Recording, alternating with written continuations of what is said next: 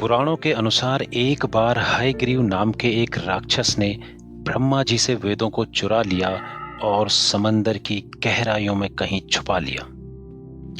अब धीरे धीरे धरती पर अज्ञानता फैलने लगी, जिससे पाप और अधर्म बढ़ने लगा।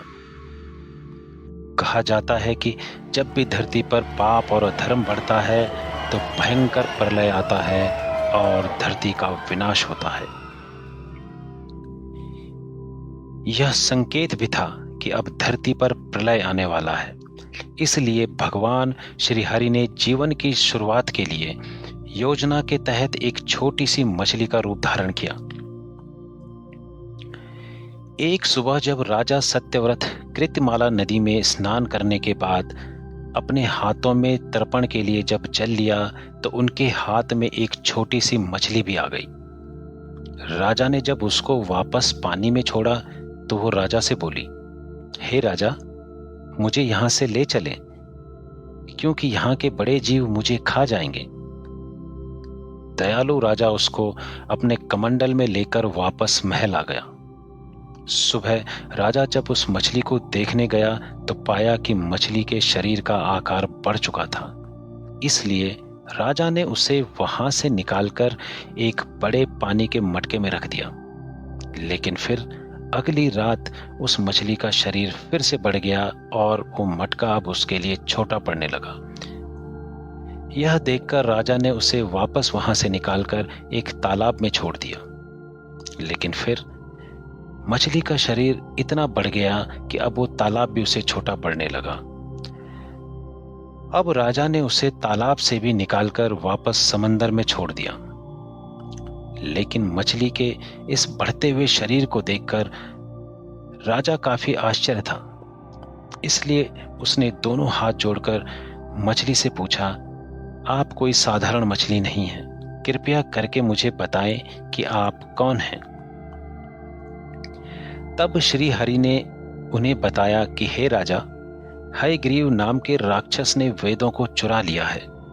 धरती में चारों ओर अज्ञान और अधर्म फैला हुआ है। मैंने उसी को मारने के लिए ये रूप धारण किया है। आज से 7 दिन बाद सारी पृथ्वी पानी में डूब जाएगी। जल के सिवा कहीं कुछ भी नहीं होगा। आप सभी अनाजों और औषधियों के बीजों को लेकर सप्त ऋषियों के साथ नाव पर बैठ जाना। उस महाप्रलय काल में मैं ही तुम्हारे प्राणों की रक्षा करूंगा। राजा को इतना कहकर वह मत्स्यधारी भगवान वहीं अंतर्ध्यान हो गए। अब सत्यव्रत उसी दिन से प्रलय की प्रतीक्षा करने लगे। 7वें दिन प्रलय शुरू हो चुका था। समुद्र उमड़कर अपनी सीमाओं से बाहर बहने लगा।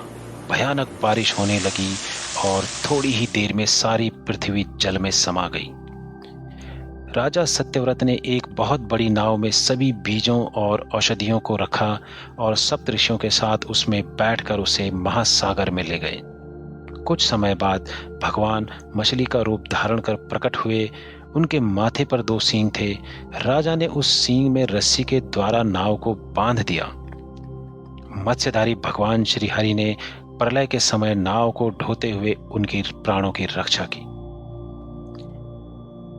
यही राजा सत्यव्रत कोई और नहीं बल्कि मनु थे और ये माना जाता है कि हम सब मनु की ही संतान हैं। जब प्रलय शांत हुआ, भगवान ने हयग्रीव असुर को मारकर उससे वेद छीन लिए और ब्रह्मा जी को वापस दे दिए। ऋग्वेद के अनुसार ही गढ़वाल क्षेत्र के प्राणा गांव में सप्त ऋषियों ने अपने प्राणों की रक्षा की थी और दोबारा से सृष्टि का निर्माण किया।